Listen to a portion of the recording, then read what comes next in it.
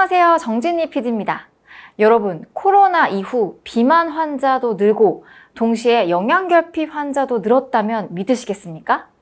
건강보험심사평가원에서 최근 5년간 비만과 영양결핍 통계를 발표했는데요.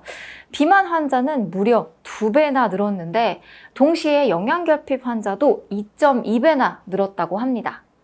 야외 활동과 운동은 줄고 배달 음식 섭취가 늘어난 것을 원인으로 보고 있는데요. 이 분야의 전문가 모시고 자세한 이야기 들어보겠습니다.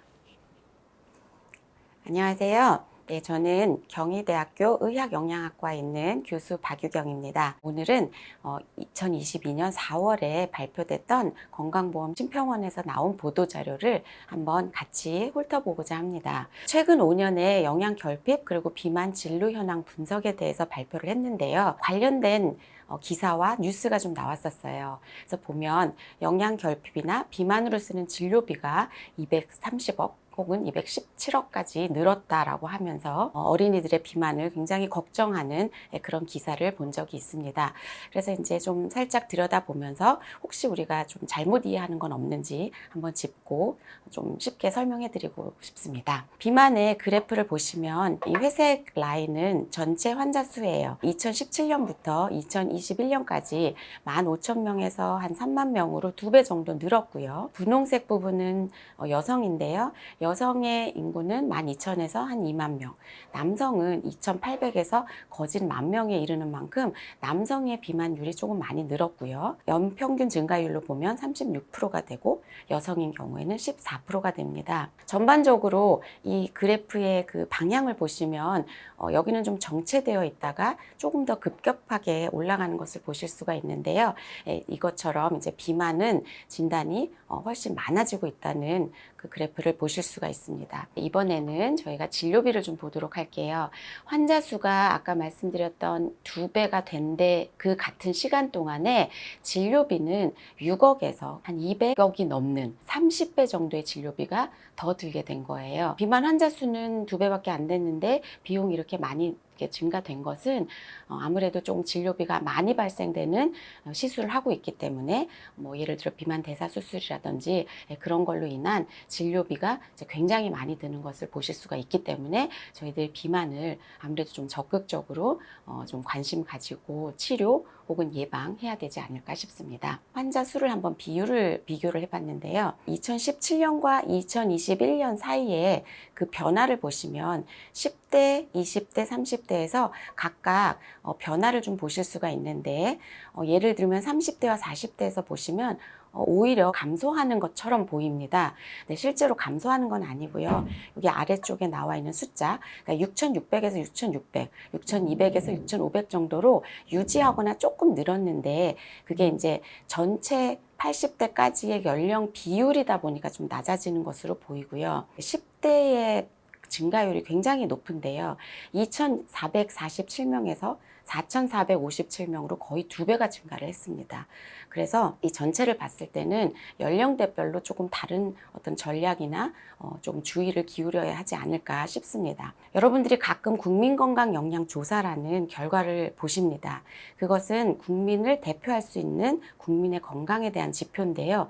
그 비만의 지표는 19년도에서 20년도에 올라가면서 비만율이 훨씬 많이 증가하고 있어요. 그래서 지금 앞선에 보셨던 진료비의 증가와 실제로 우리가 일반적으로 비만하지만 병원은 가지 않는 경우가 많잖아요. 그래서 그런 비만율의 증가하고는 조금 구분해서 보셔야 되겠다라는 생각이 들어서 이 그림 좀 가져와 봤습니다. 자, 그러면 앞서 나왔던 그 진료비의 증가에 대해서 사실은 실제적으로 식사량하고 비교를 같이 한 것은 아니기 때문에 그런 어떤 통계적인 의미는 없지만 2020년에 지역사회 건강조사라고 그 지역사회 사는 사람들의 영양 섭취, 식생활 분석을 한 것이 있는데요. 실제로 인스턴트 음식의 섭취나 그 다음에 배달 음식이 20%, 38% 증가한 것으로 보아서 아마도 그게 비만의 증가와 조금 연결이 되지 않을까라는 추정을 한 것이고요. 국민건강영양조사가 더 발표가 될 거니까 그때 조금 더 상세한 연관성을 볼 수 있을 것 같습니다. 자, 비만의 증가와 함께 우리의 영양은 항상 불균형인데요. 그 다음에 보실 거는 영양 결핍입니다. 나는 뭐 별로 결핍인 것 같지 않아요 라고 생각은 하시겠지만 병원에 가서 검사를 했을 때 그런 영양소들의 결핍들이 디텍트 된 것이 생각보다 2017년에 비해서 2021년으로 보시면 2배 반 정도로 증가한 것을 보실 수가 있습니다.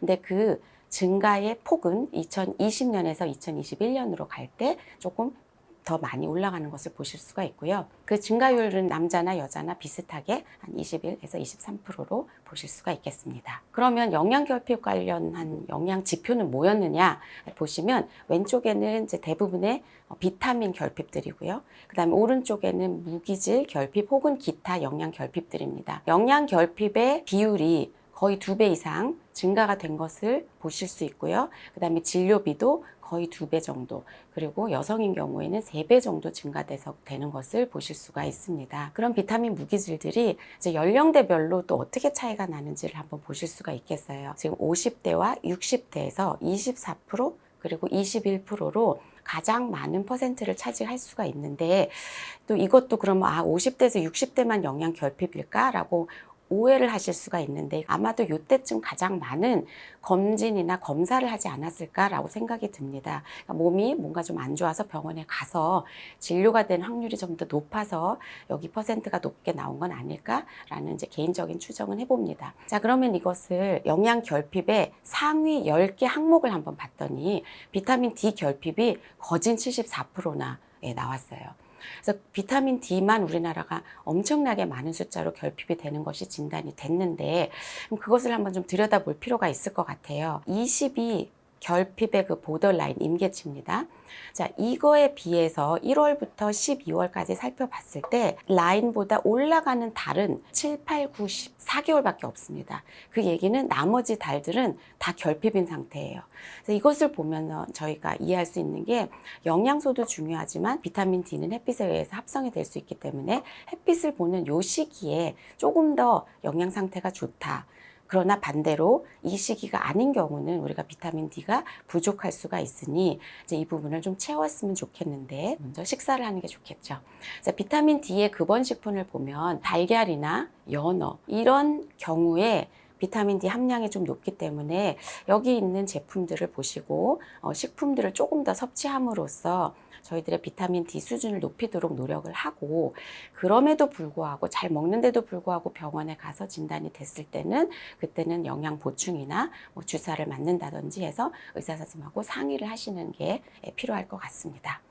자, 그럼 비타민 D만 챙겨 먹을 것은 아니죠. 아까 봤던 다른 영양소들도 있기 때문에 이게 한국인의 영양소 섭취 기준이라는 데서 나와 있는 다양한 식품을 먹으라는 권장 가이드입니다.